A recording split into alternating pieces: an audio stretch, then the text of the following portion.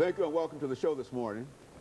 The topic this morning is the strategic implications of the Horn of Africa, and we're fortunate to have with us to talk about the strategic implications of the Horn of Africa, Dr. LMadu.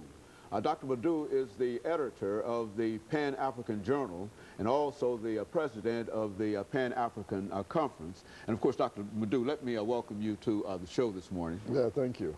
And to tell you, Dr. LMadu, how delighted we are to have you, because we've had you on a number of occasions, and every time we have you, you bring us such excellent information, and especially about the continent of Africa. I think we've talked about West Africa, Lagos, we've talked about Somalia and Haiti, and you've done the whole African thing with us. And of course, I would imagine that what you're going to tell us today about the Horn of Africa. Let's start off by talking about the Horn of Africa. What do we mean, Dr. LMadu, when we talk about the Horn of Africa? Well, when we talk about the Horn of Africa, we talk about northeastern Africa. Core 4 countries, make up the Horn of Africa, which is Ethiopia, Djibouti, Eritrea, and Somalia. And for geopolitical reasons, we also add Kenya and the Sudan, as part of the Horn of Africa. This is an area that is one of the poorest places in the world, poorest places in Africa, actually. Pre-colonial times and post-colonial times, that part of the world has seen, violent civil wars, insurrections, irredentist. Just the name of some of the countries you mentioned. Movements, droughts, famine, etc., etc. And as a result of this continued, instability, the profound economic impact of that to that place has, cannot be overemphasized. In 1964, there was a war between Ethiopia and Somalia, over the Ogaden Desert.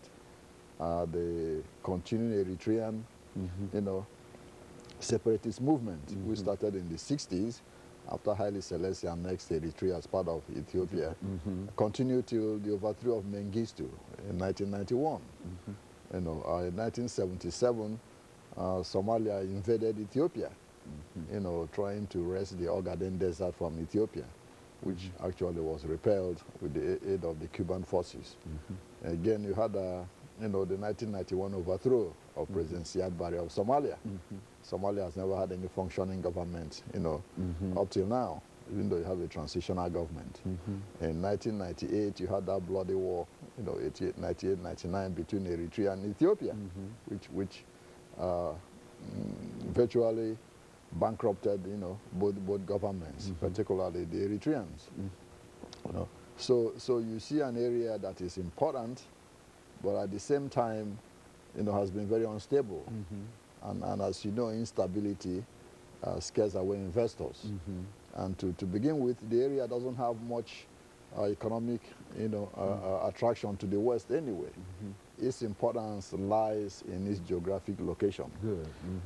For example, in 1953, then Emperor Haile Selassie of Ethiopia signed an agreement with the United States government to build a communication stations in Asmara, then part of Ethiopia, capital of Eritrea, to monitor the sea lanes, and keep an eye on Soviet actions in that part of the world. This is all part of the Cold War, is that?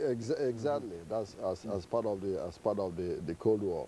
The Russians were busy building up the Somalian army, and also stationing its naval base in the port of Barbara, which the United States countered, by supporting Emperor Haile Selassie in Ethiopia. But following the revolution in '73, that toppled Emperor Haile Selassie and established a socialist government headed by Mengistu.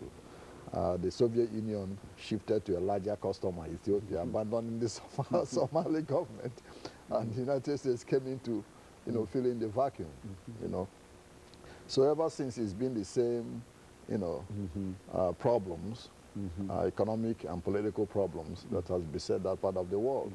But most importantly, really, the key geopolitical the importance of that area is the Straits of Bab el-Mandeb.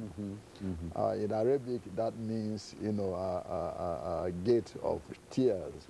The Straits of Bab el-Mandeb actually links the Mediterranean Sea to the Indian Ocean through the Suez Canal, and over 3.5 million to 4 million barrels of oil a day pass through there. And very good. And of course, Dr. Madu, let us take this first commercial break, and then we'll come back and we'll allow you to pick up at that point, talking about the economic implications in a real sense of this. And of course, we'll be back with our audience following this very, very short commercial break.